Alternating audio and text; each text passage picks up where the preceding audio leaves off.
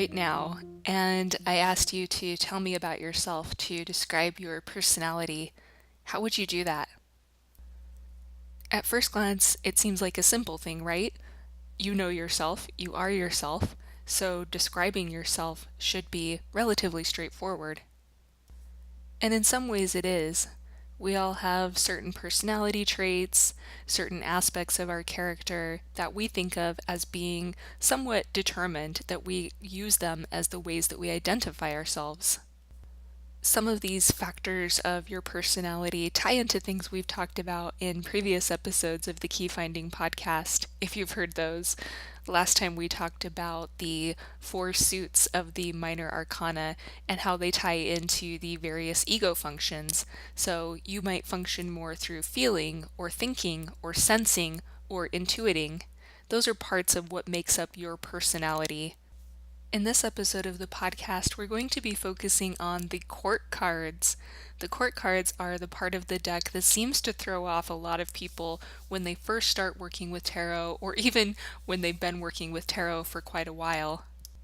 All of the cards in a tarot deck can hint to various aspects of your personality and the way that you interact with the world, but the court cards do that in a very direct way. The court cards are the tarot deck's representation of actual people, be that yourself, the people in your life, everyone that you encounter. So when you consider the question that we started with, tell me about yourself, you'll likely find that there are certain court cards that reflect very strongly who you identify yourself to be, and certain court cards that really tie into your specific personality as you understand it. However, I think it's really important to note that all of us are such complex beings, and it can be useful to have one or two court cards in mind that are sort of our touchstone that represent our personality, but all of us can relate to all of the court cards. And when you approach tarot from a lens of self discovery, it can be really powerful to work with the court cards to help you understand different facets of yourself, especially facets of yourself that might not be so easily accessible to your conscious mind. There may be certain court cards that at first you feel that you don't really relate to whatsoever, and sometimes those are the cards that open up really powerful doorways for you to explore different parts of who you are. Gaining a deeper understanding of the court cards can also help you gain a deeper understanding of the people that you know, the people that you interact with in your actual life. I always think the world is a better place when each of us acknowledges that everyone we encounter has as complex and vivid of an inner being as we do, and working with the court cards is a really powerful way to help you conceptualize the fact that other people do have that thriving, vivid self just as you do. So as this episode of Key Finding progresses, we're going to really dive into the tarot court cards. In particular, we're going to talk about how they tie into you and your journey of self-discovery and learning about the various complex aspects that make up who you are. We're going to start by talking more in depth about what the court cards are, why they exist in the tarot deck, and what role they play. And then I'm going to walk you through my system of understanding the court cards, which I hope will be useful to you. And we'll also talk along the way about how the tarot court cards can be used as a tool for self-discovery. There are 16 court cards in the tarot deck, 4 from each suit. In most decks, the court cards are titled Page, Knight, Queen, and King, but there are a lot of decks out there that use different nomenclature for these cards. So for example, one of my go-to decks is the Wild Unknown Tarot, which uses the titles Daughter, Son, Mother, and Father. So you'll see various ways of naming the court cards out there, but you can use this system that I'm going to describe to you of understanding the court cards regardless of which titles are given in your deck. When I'm doing an actual reading for myself and a court card comes up, most of the time it is indicative of some aspect of me, of my psyche. And the same is true when I'm reading for my clients. Usually when a court card comes up, I see it as representing some aspect of the querent's personality that is contributing to their current situation. Sometimes you may get the intuitive impression that a court card is speaking to another person, either another person in your life if you're reading for yourself, or someone else's in your client's life. And that can be a really valid and useful way of looking at the court cards, like I just sort of mentioned a moment ago. But for the most part, for today's episode, I want to really focus on when the court cards come up as representing an aspect of you, because I do find that is the most common way that they show themselves to us in a reading. Something that comes up a lot when people talk about court cards is the very interesting coincidence that just as there are 16 court cards in a tarot deck, there are also 16 distinct personality types that have been explained and described by the Myers-Briggs Index. In case you are not familiar with the Myers-Briggs, it is a sort of a psychological tool in which people answer questions and identify for themselves different ways that they interact with the world. And then there are these 16 distinct types that you can be described by based on how you respond to the questions. So if you're not familiar with it, you can Google it. You'll find lots of unofficial versions that you can take online, and you can take a more official version of the personality indicator by someone who is actually licensed to facilitate it. The theories behind the Myers-Briggs indicator were largely influenced by Carl Jung, and I know I've referenced him several times in our first couple of episodes of the podcast. It can be fun to look at the Myers-Briggs or look at the court cards just as a kind of playful way to look at your personality, but these also have the potential to give you some very deep information about your psychology, about your inner workings, and not just about sort of your personality traits, but also about, on a deeper level, what motivates you in how you interact with the world. We won't be going too much in depth on the Myers-Briggs during this episode, but in the show notes, I'll leave a link to some blog posts because a lot of different tarot practitioners have given their go at sort of correlating the court cards of the tarot with the 16 types on the Myers-Briggs, and I think that looking at those can be a very useful way to gain a deeper understanding of the court cards, so check that out if you're interested.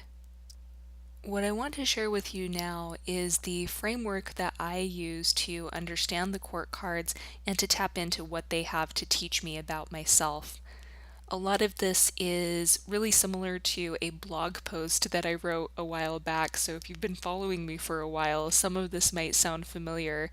And I will also leave a link to that blog post in the show notes if you want to be able to reference all of this in written format.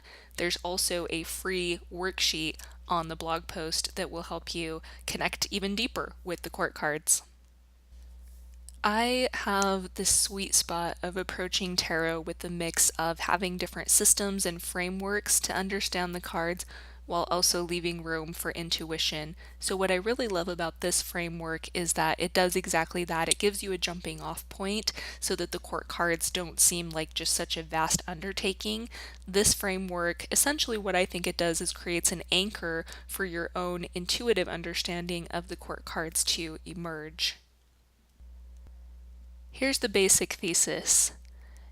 To understand a court card, all you need to do is first of all have a solid understanding of that court card's rank being page, knight, queen, or king.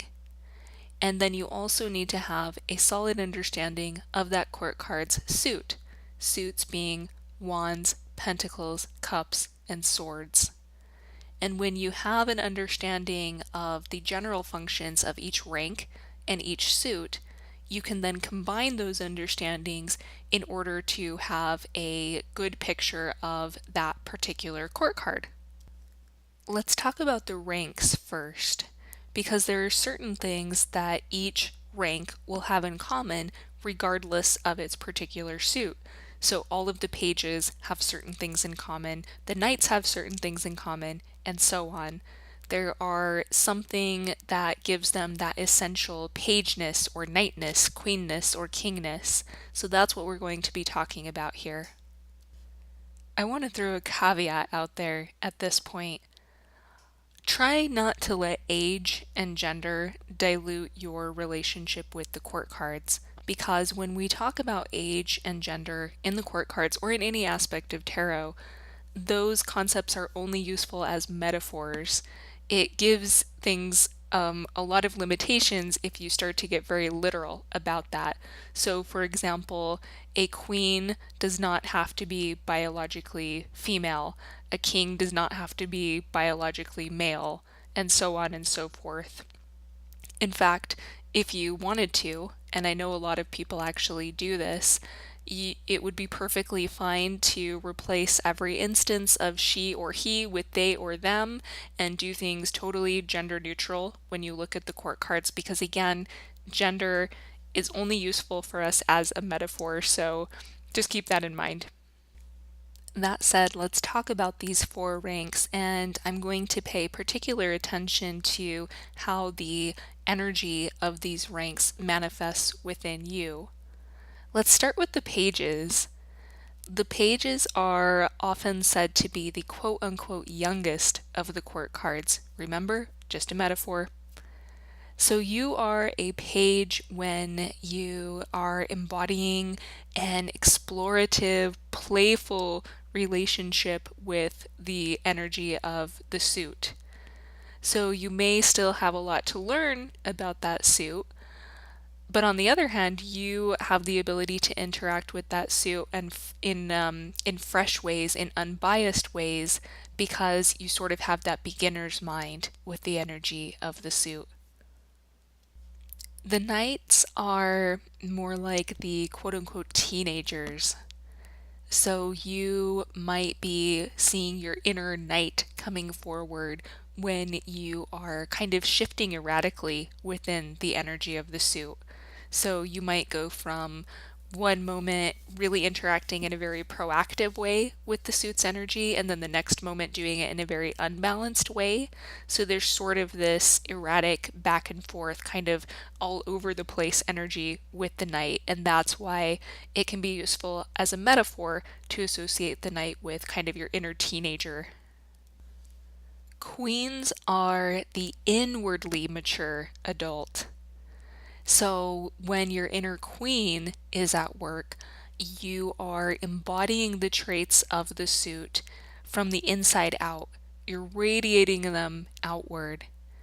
When your inner queen is coming forward, you're leading by example. So you are displaying that suit's energy through your intentions and through your beliefs.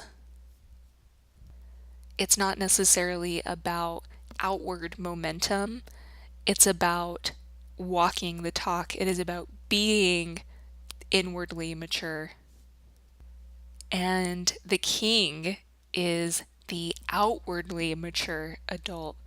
So you are kingly when you are projecting the energy of that suit outwards, when you're kind of imposing that energy upon the world.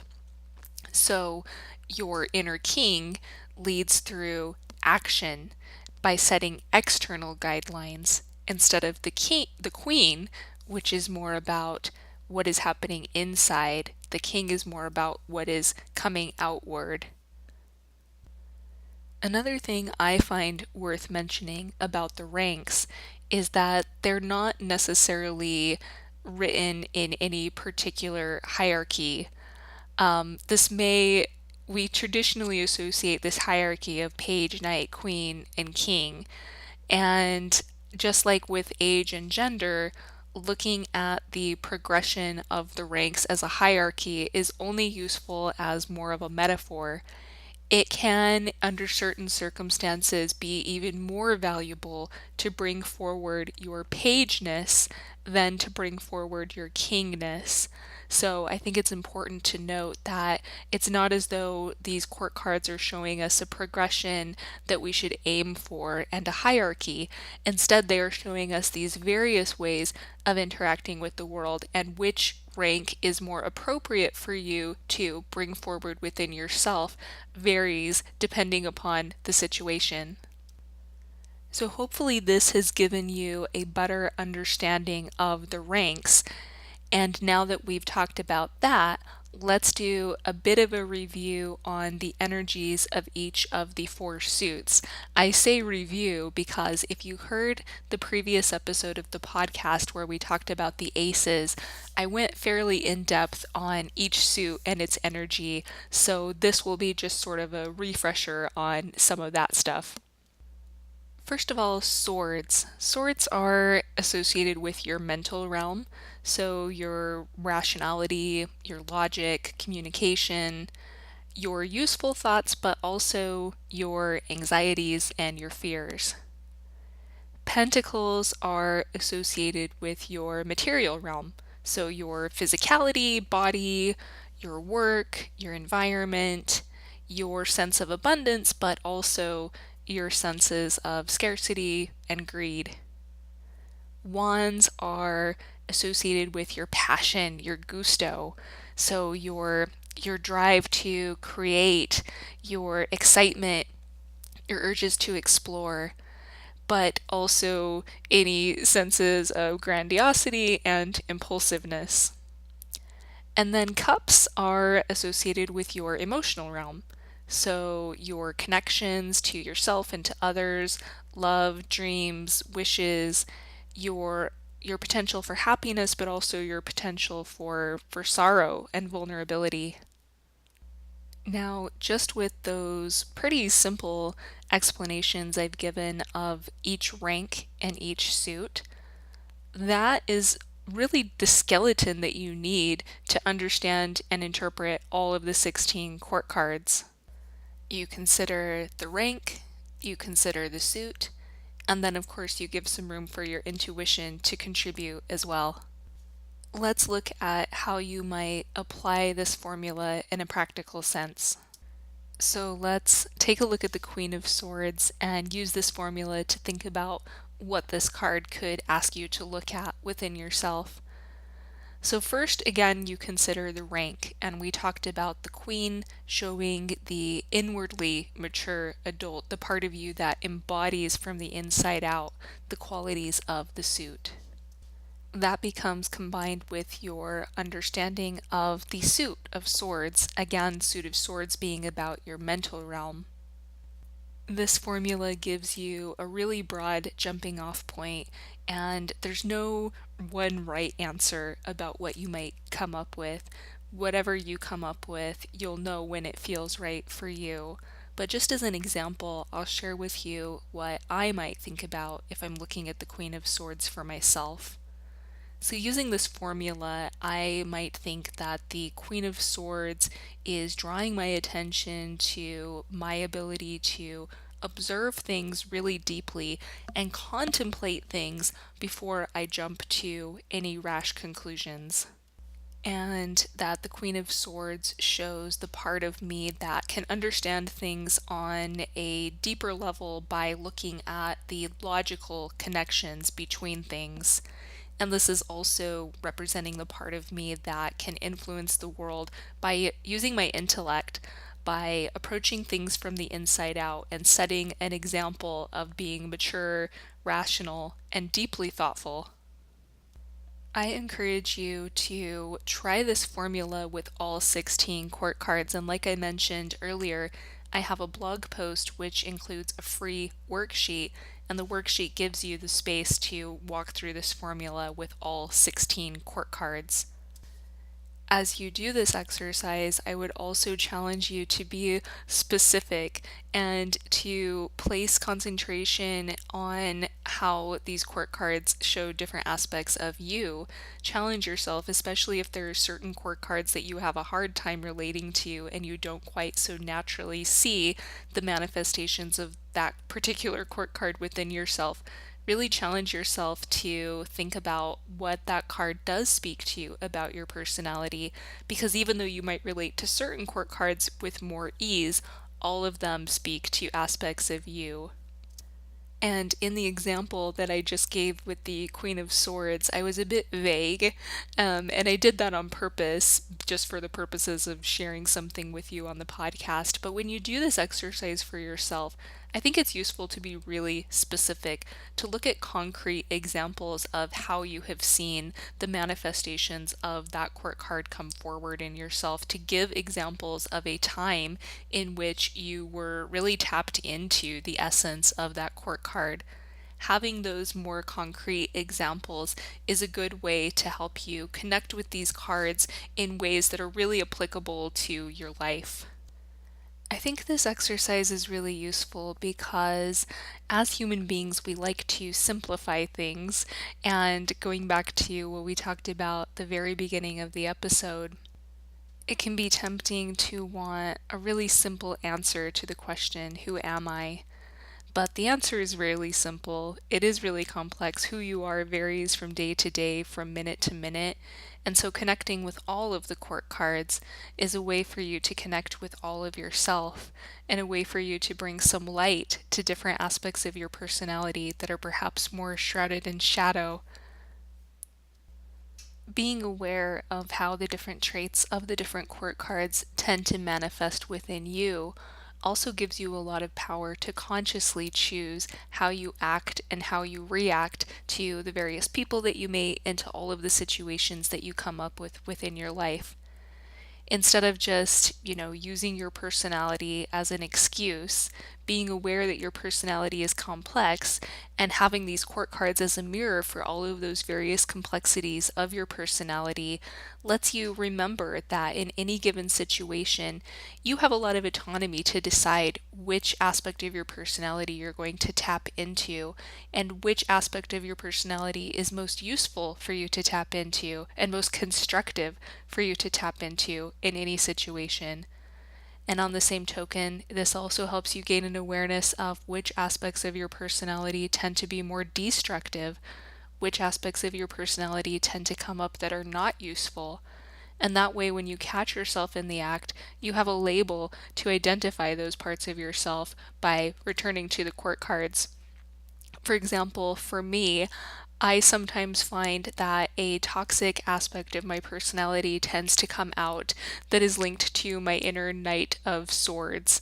This is how I think of it. This is the part of me that is really stubborn, that wants to be right at all costs. And this part of me is generally not very helpful. Now, this isn't to say that there are no positive traits of the Knight of Swords that I can bring out within myself, but in many circumstances, when I catch myself acting from that part of my personality, having this framework of the court cards is a really useful way for me to contextualize what I'm doing. And I can say to myself, Carrie, you are drawing upon your inner Knight of Swords right now in a very unhelpful way. So perhaps it would be more useful for you to either tap into the positive aspects of your inner Knight of Swords, or perhaps try to tap into a different card, such as your inner Queen of Swords, to navigate the situation. And having that context has been really useful for me in living consciously and purposefully and in understanding the complexity of myself. And I think that for you, you'll find the same thing. The more nuanced of an understanding you gain of the court cards and how they connect to the various aspects of your personality, the more empowered you are to live consciously and to choose, to a large degree, how you're going to show up in the world day by day. Earlier, we were talking about the Myers-Briggs indicator, and I know I said we're going to leave it there, but I just remembered a couple more things I wanted to say about that, so I'm going to circle back around to that topic. One of the identifying factors of that personality indicator is the distinction of being either introverted or extroverted. You're probably aware of these terms, they're very hot buzzwords lately, but just in case you're not, being introverted tends to mean that you process the world through your inner realm. You need time alone, you need time to decompress, and you understand the goings on of your life when you have that space to dwell in your inner world more fully. People who are extroverted tend to process the world more through the outer spectrum of life. So they understand the world by being in the thick of events, by interacting with other people, and by being more outwardly focused. One thing that's particularly important to remember about introversion and extroversion, but also about any facet of human personality, is that these are not a black and white dichotomy. They exist on a spectrum. So you probably lean more towards one side of the spectrum or the other. I, like many tarot people out there, lean more to the introverted side of the spectrum. But all of us exist somewhere on this continuum. It's not just a black and white, you're an introvert or you're an extrovert. You lean towards one, but you have the potential to manifest both of those aspects of your personality. Just as actual humans tend to be somewhere on the spectrum of introversion and extroversion, so do the court cards. And there's no one right or wrong way to look at this. Everyone has different views on this, but for myself and for some of the clients that I've worked with, I tend to see the pages and the queens as more introverted, whereas the knights and the kings are more extroverted. So, this is just something else that might be useful for you to consider about your relationship with the court cards. Do you identify as an introvert or do you identify as an extrovert? And does your identification on that spectrum tie into you identifying more strongly with either the pages and the queens or the kings and the knights? I also challenge you to not get too caught up in overly identifying as an introvert or an extrovert. So you might find it useful, for example, if you identify as an introvert and if it is more natural for you to connect with the pages and the queens, to look particularly at the knights and the kings in your deck and challenge yourself to think about in what ways you are more extroverted, in what ways, in what situations do you display more of those extroverted personality traits. This is just a good way to challenge ourselves to go out of our comfort zones and to expand our sense of who we are and what is possible for us. At this point in the podcast, I want to take a moment to thank you for bearing with me. You may be able to tell, hopefully not, but I have a little bit of a cold as I'm recording this, so my voice is kind of shot. And I have some notes for this episode, but it's also largely just coming from the spur of the moment thoughts that I have about the court cards. So I hope it's not too all over the place, and I hope you're getting some valuable insights into how you can understand the court cards and how you can work with them in really meaningful ways. From here, the next few things I want to talk about with you, probably for the rest of our time together today, I want to go through a few exercises that I have created that you can do on your own to broaden your connection to the court cards, and in particular to tap into what these court cards have to teach you about the various aspects of you. Of course, I already recommended one exercise a moment ago, which is the free worksheet I have available on my blog. So I hope you'll partake of that and get something valuable from that. And then I have a few more exercises to share with you here that you can give a go at as well.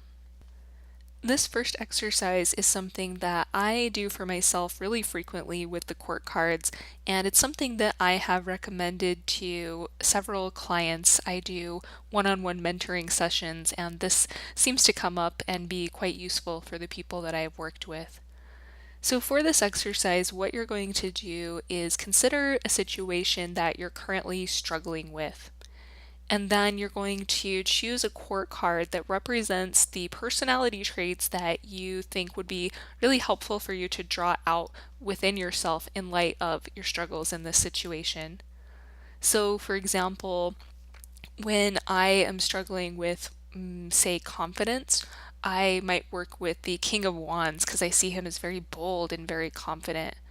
Or when I am struggling maybe with making decisions for my business, deciding what direction to go with finances and projects related to my business, I like to work with the Queen of Pentacles. So you'll find that these are really personal for you. The examples that I gave are just sort of what works for me. Now what you'll do is find that particular card in your deck, and then you are going to have a dialogue with that card. Having a dialogue with tarot cards is actually one of my favorite creative ways to approach any card in the deck, but it's particularly useful, I think, with the court cards. This is a way for you to not only get some insight into how to draw the personality traits of that court card out within yourself, but it's also a really powerful way just for you to bond in a more broad level with the court cards. So, what you'll do is find the court card in your deck that you think could help you in this situation that you're in right now. And then what you're going to do is, like I just said, you're going to have a dialogue with that card. I know it sounds a little out there, but I promise you, if you try this, it's very powerful. My favorite way to do this is through writing because that's generally the mode of communication that I'm most comfortable with, but you could also do this by just talking out loud. So you're going to ask the card questions and you're going to let the card respond back to you. So ask the card for advice, ask the court card, how can I connect with your presence within me? How can I connect with your energies, with your lessons, with your approach to life? And then listen, and you'll be surprised at what you come up with. And again, I know this sounds a little bit out there, but the thing is, like we've talked about all through this episode, you have traits of all of these court cards within yourself. And by giving yourself the space to create this conversation, you are creating the ability for that court card's personality traits to come forward within you. When you are just sort of going along on autopilot, you still have those traits with you, but they might be buried within your unconscious mind. So, doing this exercise and having this dialogue, it lets you just actually tap into those unconscious energies and give them the space to come forward and to guide you. So, I promise you, if you try this one, I think you'll really be pleasantly surprised at how interesting this can be. For the next exercise, what you'll want to do is get all 16 court cards out of your deck and you're going to be looking at them face up. So you're going to ask yourself which card best represents my persona. Now, your persona is the face that you show to the world, the quote unquote mask that you put on to present yourself to other people. So decide for yourself and choose which court card represents your persona. Then you're going to ask yourself which card best represents who I am when I am alone. So this is kind of looking beyond that mask, beyond what you show to other people, and who you are when you're alone with yourself. Pick a card that best represents that. Once you have these two cards, it's really interesting to ask yourself, where is the discrepancy between these cards? So this is something you could do in your journal, or you could do just sort of talking out loud to yourself. But walk yourself through what the discrepancy is between that outer world presentation and that inner world reality of who you are. I think it's really useful with this exercise to reserve judgment. We all have a persona, and a persona tends to get a bad rap, but it's not necessarily a bad thing. It's just a coping mechanism. It's just a part of being human that we adopt these quote unquote masks to show to the world. So, with that being said, when you do this exercise, ask yourself, in what ways is it actually helpful for you to have this persona? What benefit is this persona bringing you? But it's also important, on the other hand, to ask yourself, in which ways might this persona actually be harmful? In which ways might this persona actually be something that is just there to create some kind of facade or keep up some type of illusion? And then you can ask yourself what you can do to really nurture and care for that card that you've picked to represent who you are in your inner world. What does that part of you need right now? How can you best care for that part of you at this point in time? I've talked a lot, kind of like a broken record in this episode, about mostly using the court cards to focus on yourself. But for this next exercise, we are going to consider other people in your life. So for this next exercise, you're going to think about a difficult person in your life. So somebody who causes drama with you, somebody who you do not like, somebody who just kind of rubs you the wrong way that you have issues with. And then You're going to look at your court cards again face up and consider which court card to you best speaks to that person's personality. And you'll want to actually write down the personality traits as specific as you can that the person that you're thinking of and this court card share that really most trigger you or most annoy you.